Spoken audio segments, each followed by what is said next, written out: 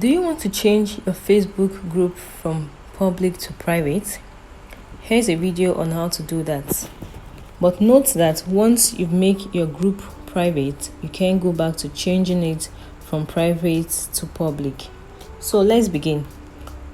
Open the Facebook app on your device and ensure you are logged in. Tap the three horizontal lines at the bottom right corner of the screen to access your menu. Locate and tap on Groups. Then you tap on your groups option at the top of the screen. So this will open the groups you opened and the groups you joined. Then you tap on the groups you created yourself. Now to make it private, you tap on the group name to open the group settings. As you can see, mine is made private already, so it's not clickable. And I can't change it back to public.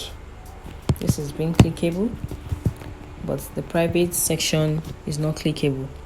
But if yours is still in the public settings, you tap on the privacy or the private button. It will open up a selection, then you tap on private. So you make sure that where it says hide group is visible. Do not hide the group, you make it visible, because this allows you to be found in the search and suggestions section, and it makes the group visible to anyone who is on Facebook. Thanks for watching, guys. Ensure to like, share and subscribe this video for more informative videos. See you in the next video.